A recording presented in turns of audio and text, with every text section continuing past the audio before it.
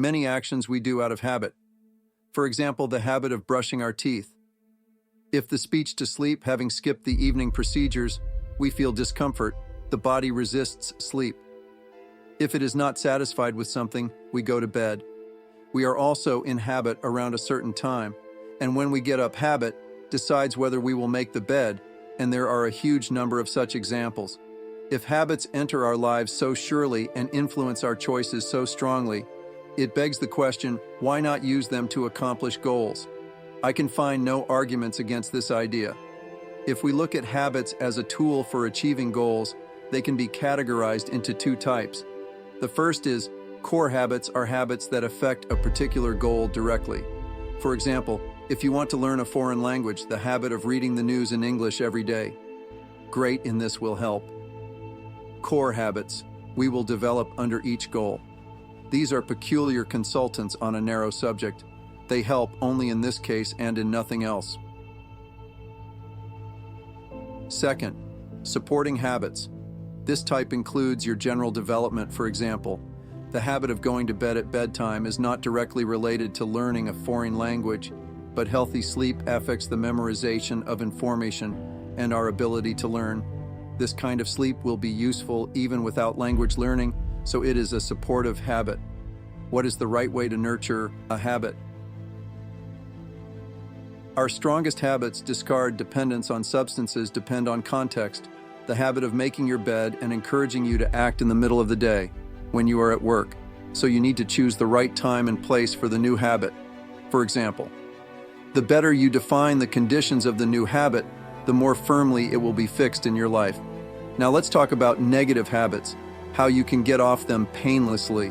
When you're trying to get better, your brain sends negative reinforcements.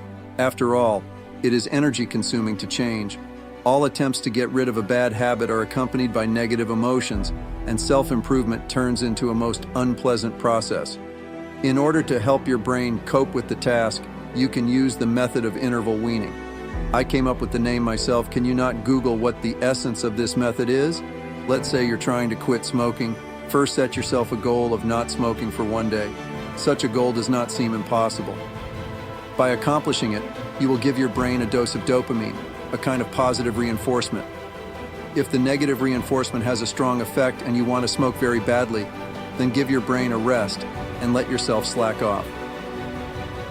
When you are satiated and the negative reinforcement loses its effect, for example, after 1 or 2 days, start a new increased interval of abstinence, for example, 3 days now.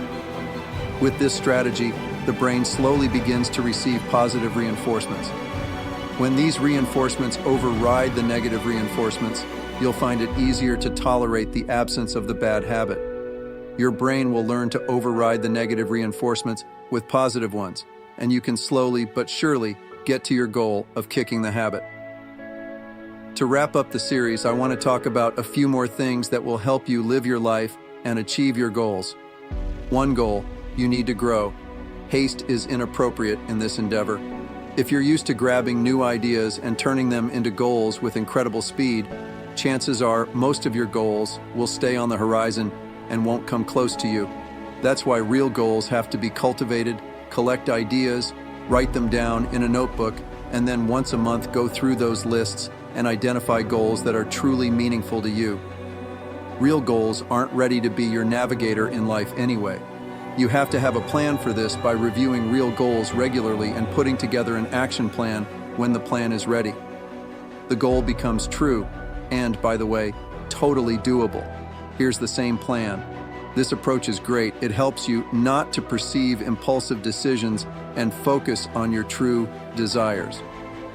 True goals do not require a regular feeding of additional motivation, and now also painted on the plan. If you want to exercise, get yourself a nice tracksuit and hang it in a prominent place. You'll have a push-up program hanging on the wall and a tourniquet in the evil doorway. Like it or not, you'll do a couple pull-ups when you get bored. Glancing around the room, you'll decide to do a couple dozen push-ups, not to spin the spinner that might have been lying on your desk instead of your workout schedule. In general, everything that surrounds you in one way or another should help you achieve your goals, and it will happen unconsciously. Here it is. a happy life when goals are achieved by yourself. Good luck.